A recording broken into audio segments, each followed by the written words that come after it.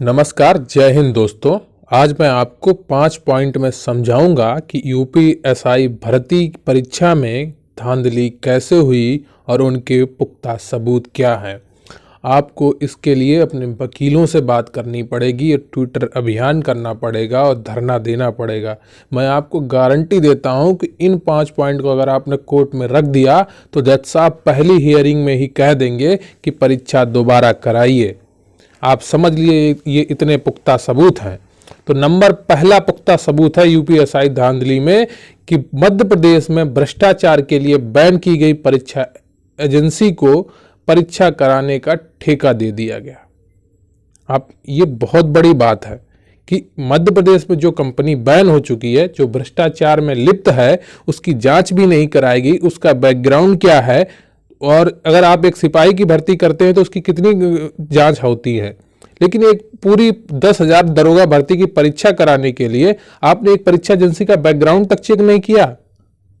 और दूसरा सबूत है, जिन सेंटर्स पर नकल करवाते, कंप्यूटर की क्लोनिंग करवाते पकड़े गए, वहां पर दोबारा परीक्षा ही नहीं कराई गई।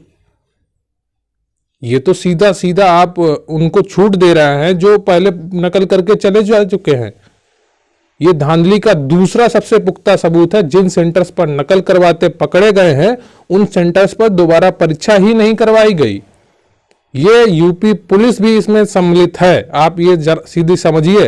और तीसरा पुख्ता सबूत है, जिन परीक्षा केंद्रों पर चोरी पकड़ी गई तो उन परीक्षा केंद्रों को सील करके पेपर दूसरी जगह क्यों नहीं करवाए गए। ये तीसरा पुख्ता सबूत है। अरे आप कहीं भी अगर सेंटर बैन होता है तो पेपर दूसरी जगह करवाया जाता है, कहीं चोरी होती है, लेकिन इसमें ऐसा नहीं हुआ। जिन परीक्षा केंद्रों पर चोरी पकड़ी गई और लगातार पकड़ी गई, उन परीक्षा केंद्रों पर सील करके पेपर दूसरी जगह नहीं ट्रांसफर किए गए। ये तीसरा और चौथा सबूत आपको मैं बताता हूं कि जिन नकल माफियाओं को पकड़ा गया उनसे पहले कराई गई नकल के नामों को उजागर ही नहीं किया गया। क्या उन्होंने उसी दिन आखिरी बार नकल कराई थी या नकल करवाते पहली बार ही पकड़ लिया? एक भी नाम पहले वाली नकलों का उजागर नहीं किया। क्या उनके पास एडमिट कार्ड नहीं होंगे पहले की? उनके पास पहले का धन नहीं होगा। लेकिन ये यूपी एसटीएफ भी इस धांधली में मिली हुई है, सरासर मिली हुई है, जिसके पुख्ता सबूत मौजूद हैं। अब आप ही इसे बचा सकते हो। पांचवा और सबसे बड़ा पुख्ता सबूत, इतनी बड़ी दरोगा भर्ती में इतने नकल माफियाओं के नाम आए पर यूपी एसटीएफ ने एक भी प्रेस कॉन्फ्रेंस नहीं की।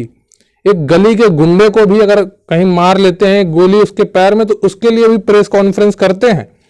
लेकिन 10,000 दरोगा भर्ती जिसमें 12 लाख फॉर्म भरे गए, 7 लाख करीब लोगों ने पेपर दिया, उसमें हो रही नकल के लिए जो माफिया पकड़े गए उस पर यूपी एसटीएफ ने आज तक एक प्रेस कॉन्फ्रेंस नहीं की।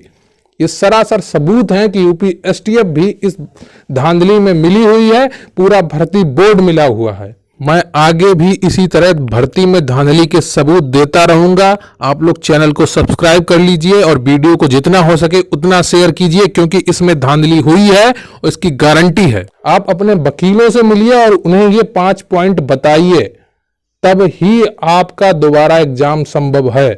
कोर्ट में अगर आपने एक बार ये 5 पॉइंट रख दिए ना, जज साहब पहली हियरिंग में ही बोल देंगे पेपर दोबारा कराओ। भर्ती बोर्ड भी इसमें मिला हुआ है, वहां भर्ती बोर्ड में बैठे अधिकारियों और यूपी एसटीएफ के अधिकारियों पर जांच बैठाने का आदेश दे देंगे जज साहब। ये आपकी मेहनत की कमाई को इन्होंने बर्बाद किया है। आपने दिन रात पढ़ा लेकिन उन्होंने पेपर देके बेच दिया। आपको अपनी किस्मत और मेहनत की लड़ाई खुद ही लड़नी है। आपका पेपर बेच दिया गया और आपके हिस्से की नौकरी दूसरों को मिल गई। अभी भी मौका है। 2018 वाला वीडियो जिस तरह से रद्द हुआ है, ये 2021 की एसआई भर्ती भी रद्द हो सकती है।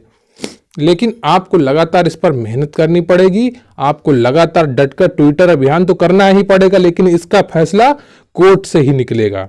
तो कोर्ट की लड़ाई को आप जितना ज्यादा मजबूत कर लेंगे, ये 5 पॉइंट बहुत ही इंपॉर्टेंट पुख्ता सबूत हैं भर्ती में हुई धांधली के। आप इनको समझिए, इन्हें हल्के में मत लीजिए। ये 5 पॉइंट से साबित होता है कि भर्ती में धांधली हुई है। ना प्रेस कॉन्फ्रेंस हुई, ना कोई नाम उजागर हुए, ना नए परीक्षा सेंटर बनाए गए, ना पुराने जहां नकल हो रही थी उन परीक्षा सेंटर्स की परीक्षा दोबारा कराई गई।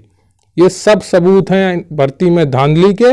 आप मजबूती से इसे लड़िए, आपको सफलता जरूर मिलेगी, आपका पेपर दोबारा होगा।